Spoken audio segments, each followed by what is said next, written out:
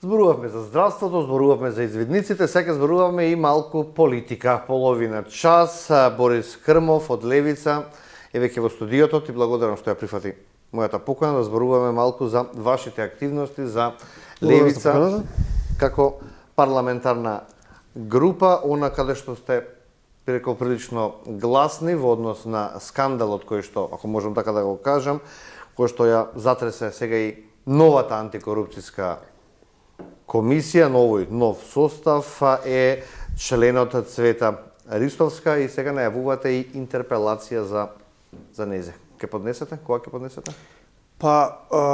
Интерпелацијата мислам дека е готова, ќе може да се поднесе деновиве, значи не знаеме кој поред скандал е ова со членката на ДКСК, значи на Цвета Ристовска. Претходно, значи сега имаме една ситуација каде што анкетниот лист, кој што нели секој функционер мора да го поднесе, кој што таа го поднела 2024 кога станала член, испуштила, секако ние се сумневаме свесно, две фирми на незините деца, и тоа се Boost Doyle и Boost Media Doyle, кои што потоа за време на изборната кампања за председател, мислам дека беше, 2,2 милиони денари има добиено лично од ВМРО ДПМН. И тука наместо да имаме нели некоја одговорност, председател... И сега се пишува стан, се пишува друг имот, а фирмата се заборава. Адем Чучул, председателот ја бранеше дека наводно законот не ја обврзува бидејќи не живеела со децата. Ако е така, зошто воопшто внесувала имот? Затоа што внесувала имот, но баш тој имот го испуштила, значи или таа не го познава законот, или фактички децата живеат со неа, таа е обврзана, но свесно ја испуштила таа фирма, затоа што имаме директно конфликт на интереси, каде најголемата политичка партија која што е моментално на власт, и фактички добила тендер за изборите. Значи имаме редица на нереагирање или на заташкување на случаеви на функционери на ВМРО ДПМН. И еве сега, нели, исто беше скоро за директорот на СОЗР, Ивица Томовски, кој што на фирма, значи, се работи за City Outsourcing, претходно City Logistic, самата City Logistic основана од татко му, а моменталниот управител на City Outsourcing, значи бившата City Logistic е извесен Милчо Стрезовски од Струга, со кој што тој има редица слики на Facebook, значи тие се пријатели другари, има добиено 5,3 милиони евра. Значи државни тендери, и тој случај е значи заташка, нема реакција веќе со месеци, и нели убаво паметиме за директорот на АНБ Бојан Христоски, каде што излезе дека таа била предавач на истиот факултет, на истиот приватен универзитет, каде што тој нели наводно заврши, бидејќи имаше пријава анонимна дека му е фалсификувана дипломата и исто дека нема TOEFL, значи сертификат за англиски јазик. И нели прво беше дека не била предавач, па после била предавач, па после од истиот универзитет незината слика беше отстранувана, па потоа сликата беше враќана. Предметот кај незе? Предметот кај незе, да, некако интересно како тие високи функционери блиски до ВМРО ДПМН секогаш предметите завршуваат баш кај Цвета Ристовска. И ова се не е доволно за обвинителството да... Ова не е доволно на некој начин, еве, или таа да се повлече, да имаме, значи, прво реакција од председателот на ДКСК немаме, значи немаме реакција од обвинителството, немаме, или немаме барем некој доблесен чин. Никого не обвинуваме, меѓутоа треба да се провери. Да, имаме органи. Треба да се провери, значи не е една работа, ова се веќе повеќе работи, сумнително, значи имавме ситуацијата со претходната председателка, значи Татјана Димитровска, кој што исто имаше, нели, редица скандали, фалсификување на мислам дека беше сертификат за безбедност кој што друг човек го полагал место нејзе, и за еден случај отворен во ДКСК кај што испраќала на обвинетиот фактички информации на Вибер, дури таа се влечкаше, не сакаше да поднесе оставка. Ние спремивме тогаш иницијатива за нејзино разрешување во комисијата за избори и именување во кој што сум ја член. И истиот ден кога требаше да поднесеме таа практично се поднесе оставка, и ние сега исто бараме одговорности за Цвета Ристовска, или да реагираат институциите, или еве и таа треба да си поднесе оставка апсолутно. Мислите дека добиете поддршка од колегите пратеници? Колку што гледам, не верувам од мнозинството, не. Значи, еве, основано сомневање, нели, кој што кажавте, сте тука не можеме Да, никој не обвинуваме, тука да не сме обвинуваме, ние да тврдиме, ни но суди, ни кади. не може Зборуваме после што е докажано по до сега. фактите што ги имаме. И јас мислам дека да, за жал, тие индици се точни и не верувам дека ќе имаме реакција од мнозинството. Мислам дека слично како Татјана Димитровска, таа тактизира, затоа меѓу другото еве и за случајот со СОЗР немаме со месеци веќе реакција, мислам дека чека да спласне некако работата и таа да остане на функција. Ние тоа секој нема да го дозволиме, ќе галамиме, ќе ги вадиме фактите пред јавноста, се додека не се повика некоја одговорност. Институција која што треба да гони криминал и да се решава за вакви индици, два состави да ги кажеме или тоа е интересно, тие проблеми се поврзани со доаѓањето на новата власт, со новата власт на Мислите дека има тука политика многу во самата? Нели, без да тука да даваме пофалби на претходната гарнитура, но барем во претходната гарнитура немавме вакви случаи. И да, мислам дека немаше скандал во комисијата предводена од Билјана Ивановска. Па или ако имаше нешто ситно, имаше, во секој случај не беше ни приближно олку, значи имавме, гледате, еден неуспешен, да речем, избор на председател. Еден од членовите беше баџанак со председател на Султала Џафери. Да, нешто така. Меѓутоа, да, сакам да кажем, очигледно со таа комисија имаме политички проблеми од секогаш.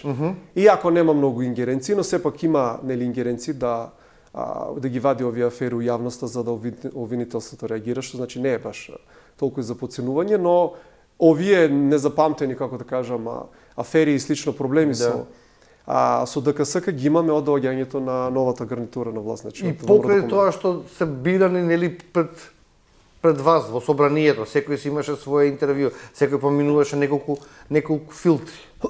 Да. Па еве, како да кажем, очигледно дека и тие филтри не се доволни, значи ние прво да видиме ова како да се рачисти, па ако не да ги заостриме условите во собранието, бидејќи собранието ги бира председател членовите, за ова да не ни се случува. Што се случува во собранието? Па во собранието се случуваат некои работи, а и мислам дека има доста работи кои што не се случуваат. И јас тука повеќе не се случува отколку што се случува. Повеќе не се случува отколку што се случува. Тука секако сакам да зборувам околу анкетните комисии за трагедијата која што не се случи во Кочани. И сакам сега гледачите да убаво да расчистиме, значи имаме две ситуации. Имаме постојана анкетна комисија за заштита на правата и слободите на граѓаните, која што предводи Димитар Пасиев. И имаме специјална анкетна комисија која што се формираше со согласност на сите пратеници во собранието. Претходно имавме две иницијативи, една опозицијска, една на власта. Власта, наводно, да не се поклопуваат ингеренциите на двете анкети, едната одби. И сега имавме представка од Сдруженијето на родителите на загинатите деца од Кочани, која што стигна до председателот Апасиев, како председател на комисијата, значи како фактички председател на работно тело во собранието, ја свика тогаш комисијата со една точка на дневен ред во кој што се расправаше за случајот. Таа расправа заврши и сега од таа расправа треба да се донесат заклучоци. И сега, бидејќи во сите комисии во собранието, за жал, власта има мнозинство, ние имаме проблем околу донесување на заклучоците, значи таа процедура е закочена. Имаме што ве кочи? Јавно се објавени значи предлог заклучоците кои што ги предложи комисијата начело со Апасиев, но од ВМРО да помане конкретно, иако од поширокото парламентарно мнозинство имаат проблем со некои квалификации во тие заклучоци, како на пример, ја ги имам запишано, институционални слабости, тие не признаваат дека имало, системско непочитување на законите, прикривање на одговорност и така натаму, кои што најдиректно потекнуваат од самата расправа на комисијата. Заклучоците кои што тие ги имаат понудено, како прво ги бришат овие некои квалификации и дополнително има дури и фалење на власта, колку брзо реагирала, колку се грижи моментално за семејствата кои што во Кочани, кои што загубија најблиски или кои што имаат се уште повредени, кои што се лечат и така натака, кои што никако не може да бидат прифатливи од проста причина што такви работи не беа кажани на таа комисија. Ако сакаа колегите конкретно од ВМРО да помане, такви некои заклучоци да имаме од расправата на таа комисија требаше да земат збор. Јас колку што се сеќавам, никој од опозицијата не зема збор, тоест мислам дека колешката Иванка Василевска само, кај што направи скандал, значи такви работи не беа кажани, такви работи не може едноставно да произлезат од од комисијата и понатаму тоа не соодветства ни со објективната стварност. Но за жал, бидејќи власта има мнозинство во сите комисии, како да ви кажам, власта може утре во собранието да се изгласи дека сонцето изгрева на запад, но секако тоа нема да биде така. И сега председателот Апасиев, колку што сум ја запознаем, бара некој компромис со власта за да се донесат некои заклучоци кои што се посоодветни за и од расправата кои што произлегуваат и за ситуацијата, но од нивна страна нема реакција. Сега тоа е еден процес на страна. И до кога може да биде ова Па може до бескрај, како да ви кажам. Но од друга страна имаме друг процес со специјалната анкетна која што ја формиравме, која што власта се фалеше дека нели таа не бега од анкетна комисија во собранието и дека не е нели само овој случај проблем, него имаме уште 3 дополнителни случаи. Ласкарци, Беса Транс и таму сте и вие член, така? Да, Ласкарци, Беса Транс и модуларната болница. Так. Сега јас колку што го знам, тука работата е закочена од председателот на собранието Гаши, затоа што од него треба да добиеме допис. Ние и покрај тоа на 21 значи оваа година чекавме веќе не знам колку месеци чекаме на допис од председателот Гаши да пријавиме членови и ние едноставно се пријавивме. Јас сум значи член на комисијата, толку не следува према 6 пратеника што ги има Левица. Јас сум значи член на комисијата, мој заменик е пратеничката Јована Мојсовска. Видов една други членови има комисијата? Да, другите партии кои што се поголеми имаат повеќе право на повеќе членови, од кои што председателот е од најголемата опозицијска партија, значи треба да биде номиниран. Да, јавно не можев да видам кои се други членови на комисијата, затоа што мислам дека никој нема поднесено освен нас. Затоа што ние првично нели по процедура треба прашав дали има други членови. Председателот Гаши треба да прати допис. Треба да го прашаме председателот Гаши зашто со месеци не праќа допис. Јас мислам дека не праќа затоа што под притисок на ВМРО да помане тој допис фактички не е пратен. А тоа е затоа што видов една изјава од подпредседателот на собранието Милошовски, кај што рече дека овие два процеси за него се поврзани, значи процесот у постојаната анкетна кај Апасиев и овој процес во специјалната анкетна, дека додека заклучоци по нивен кејф не се донесат во постојаната анкетна кај Апасиев, нема ни да отпочне со работа специјалната анкета. Значи буквално ВМРО да помене ни кажува дека тие го кочат процесот, наводно нели тие кои што се фалеа дека не само кочени ќе ги разгледуваат и останете. Што конкретно сакаат, може да се каже? Па еден вид амнестија на власта, претходно ги објаснив нели заклучоците. Така. Значи да се исфрли критиката, да има малку пофалби, значи поблаг речник, ја колку што ги читав заклучоците, поопшти квалификации, значи не конкретно кои институции што како сгрешиле системски пропусти, туку поише да биде онака општо као дека од небо ни паднала несреќата, за жал тоа е. Па како ќе се најде одговорност тогаш? Во суштина анкетните комисии во собранието нели не се судски органи, не може да судат. Меѓутоа Па да, затоа викам да не се повторуваме, поентата е дека тоа не соодействува ни со реалната ситуација што се случи, ни со самата расправа. Значи не можете само затоа што си имате мнозинство, што сакате да си гласате, ама тој процес секако не е поврзан со специјалната анкетна која што е нивна иницијатива, значи тоа е иницијатива од ВМРО да помене. Ево ја ги не знам како да кажам, ево ги потикнувам, ги охрабрувам. Нека го откочат председателот Гаши, нека прати допис за и другите партии да номинираат членови. Ние во секој случај номиниравме член и заменик член и сега чекаме, како да кажам, свесно се одбегнува темата за мугавет. Па апсолутно ве викам затоа што закочен е процесот и во првата комисија и затоа бидејќи условуваат во првата, сега е закочен и во втората и фактички ние со месеци немаме расправа во собранието, немаме анкетна комисија ни закочени ни за останатите 3 случаи за кои што нели инсистираше самото ВМРО да помане. За жал. Значи тоа е и нема како вие како политичка група да ги мрдате работите од оваа точка. Значи ние како прво поднесовме членови, на секое гостување јавно ќе излеземе, ќе притискаме во јавноста додека ВМРО да помане не го отпочне процесот. За жал, очигледно зависи од нив и ако тука е председателот Гаши. Значи тука Гаши ако ги почитува прописите кои што му се пропишани од деловникот до сега 100 пати требаше да прати. Значи требаше уште првиот месец кога фактички ја изгласавме одлуката во собранието, но за жал еве ние со месеци веќе чекаме. Кои други клучни закони стојат без расправа, без работа, кои се неактивни? Ние па не знам како да се изразам, кои се неактивни, воглавно секој обид Кои се итни, реформскија, се ставени, да не речам са груб збор во фиока? Кои се на чекање? Ние, зборот е ние закони кои ги предлагаме? Да. Значи, ние предложивме, скоро имаше нашиот портпарол и прес, Амар Мициновиќ, имаме два закони, еден заменување на законот за работни односи, каде што сакаме да прекине дискриминацијата за бремените жени, значи имено жените кои што се во работен однос со определено време, значи кои што работат со договор на дело, во ситуација кога ќе затруднат, значи сите сме свесни кога ќе забременат дека во 90% случаеви добиваат отказ. И значи не само што не може да добијат породилно, туку го губат и работното место. И затоа бараме во случај на Ова е тешко обвинување дека 90% добиваат отказ. Па, еве, јас тврдам, нека ми го докаже некој спротивното. За жал, ние имаме еден див незауздан капитализам во државата, каде што работниците се скоро незаштитени. Еве, тоа можеме да зборуваме и за протестите кои што нели ги тера ССМ. Значи, во ваква една ситуација ние бараме со белешка од лекар, со кој што таа докажува својата бременост, да договорот од определено да и премине во неопределено време и веднаш фактички да и стартува. Тоа значи зборуваме за жени кои што се со неопределено работно време. Кои што се со договор на дело, тие и така им е несигурно, значи работното место во ситуација, мислиме дека тој фактички дестимулира тие жени да имаат деца, затоа што се плашат дека у најголем дел случаевите го губат работното место, зашто на газата не му се исплати 9 месеци. Фактички да им плаќа породилно, тоа едноставно ќе даде отказ, ќе вработи некој друг на нивното место, значи те остануваат незаштитени.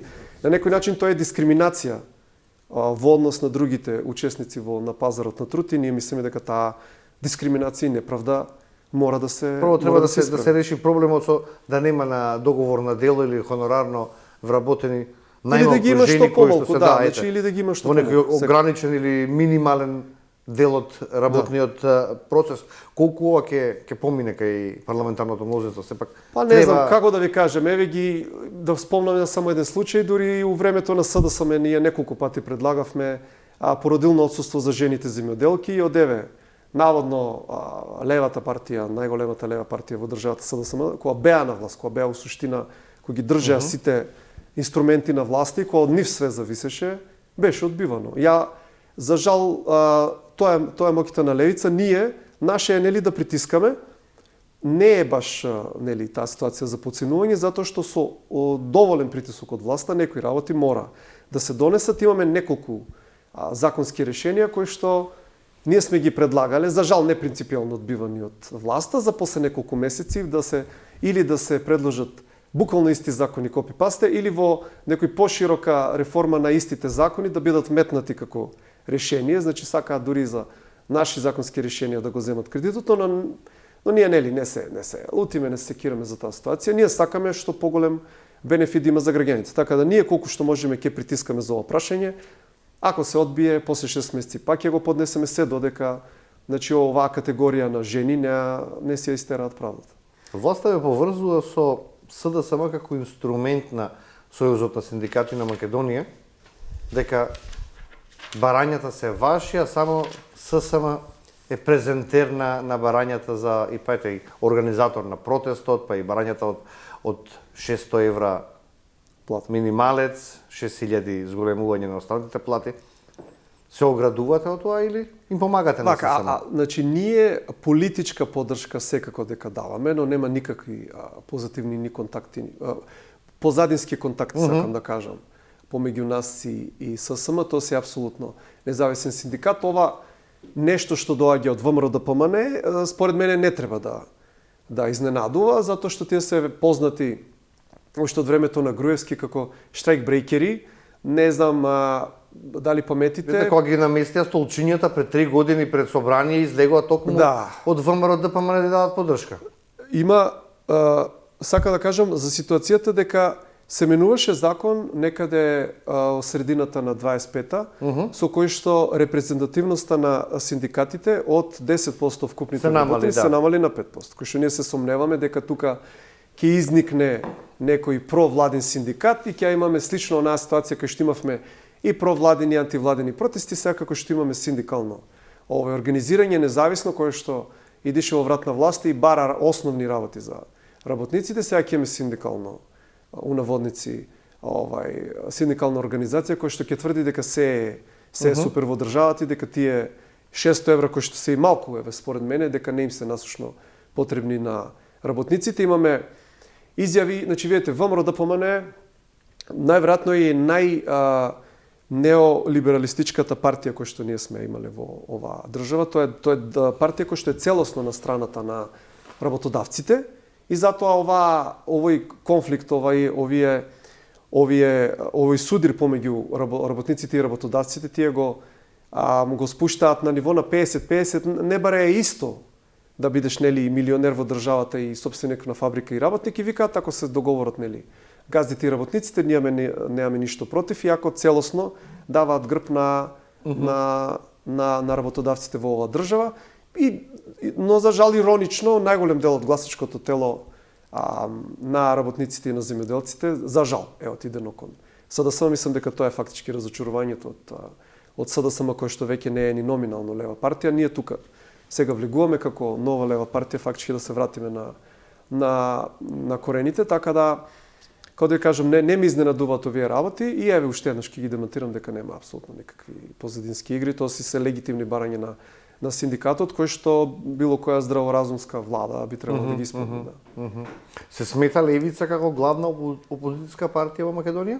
Ако го погледнете начинот погледнете квалитетот на законите кои што се предлагаат, погледнете колку активно действуваат нашите 6 пратеници, погледнете го квалитетот на дебатите, погледнете ги решенијата кои што се нуди, едноставно визијата која што се нуди за оваа држава, така да јас апсолутно тврдам дека левици ако со 6 пратеника, тие 6 пратеника вредат многу повеќе, тие вредат како 36 и апсолутно мислам дека во собранието сме де факто главната опозиција. Мислам дека тоа граѓаните го препознаа, посебно граѓаните на Скопје, во најурбаната средина, каде што имавме и нашиот кандидат за градоначелник на град Скопје влезе во вториот круг, додека условно најголемата опозицијска партија СДСМ заврши дури на 4-то или на 5-то место, така да мислам дека едноставно левица е партијата која што доаѓа и почнува да доминира во левиот политички спектар во Кога имаат препокување СДСМ и ВМРО знае да ве пофали. Односно да ги критикува СДСМ дека се 6-та партија во Скопје, дека се 3-та партија во Македонија, а одидајќи на вас дека многу пораснавте. Се плаши или ви се додворува ВМРО? Мислам дека ВМРО се плаши, затоа што видите, 30 години, 35 години веќе, не се ни 30 години, сите како да кажам, еден вид системско пропаѓање кој што се случува на оваа држава на сите нивоа е секако од тие две големи партии. Од прилика, пола од времето биле на власт ВМРО ДПМН со коалиција, другата половина била СДСМ. Сите големи промени негативни, почнувајќи и од промена на име, на знаме, преспански договори и така натаму, сите тие се заеднички носени, што значи одговорноста е заедничка и јас мислам дека СДСМ е партнерот кој што тие го познаваат, значи тоа е условниот непријател кој што тие го познаваат и тие немаат проблем да се справуваат со СДСМ, но мислам дека знаат како. Да, знаат како низ ова искуство 35 години, но дека имаат проблем со левица и затоа мислам дека тие критики преку левица да ја навредуваат како СДСМ целта е фактички да ги разбудат, за условно нивото место повторно да се го заземат и да имаме еден вид на тој еден политички пинг-понг, предавање на топката од ВМРО до СДСМ, кој што го гледаме 35 години. Ако дојде време некогаш да коалицирате со ВМРО, ќе бидете партнери во владата? Ние, не знам дали знаете, кај нас сме единствена, мислам, партија кој што се коалиции пред избори се забранети. Ние сме рекле дека коалиции доаѓаат во обзир само од после изборите и кај нас сега за сега влада е политика дека ќе бидеме само коалиција кога ние би биле најголемата партија. Така да ако толку падне да речеме ВМРО ДПМН како партија и да го земеме како некој помал партнер, но во секој случај ние типуваме да бидеме најголемата партија во било каква видна коалиција во кој што би ја ние формирале. За колку време би пораснала левица? Толку големо? Да има над 350.000 гласачи, например? Јас мислам дека тој процес после локалните избори е забрзан и ја би дал 1 до 2 изборни циклуси. Значи 8 години, 8 до 10 години. За 8 години би според биле мене. поголеми од два народи од СДСМ. Па јас мислам, нели, ова е еден процес кој што, морам да кажем, визионерски председател Тапасиев го предвиде многу одамна, пред 6-7 години, тогаш левица немаше ни пратеници, ни други функционери, на пасокизација на СДСМ, кој што мислам дека трае веќе колку 7 години од моментот на подпишување на преспанскиот договор, и мислам дека за циклус до 2 тој процес ќе кулминира и едноставно во левиот спектар немате друга партија освен левица. Ние сме тука, ќе ве следиме, па ќе видиме како напредувате, како растете или ќе се случува нешто друго. Крмов, ти благодарам што беше мој гостин денеска. Почитувани, овде го завршуваме денешното Студио 10. Се надевам дека го задржа вашето внимание. Останете на програмата на телевизија 24 за 10 минути со првите студиски вести. Ивана Стојкова. Од мене пријатно.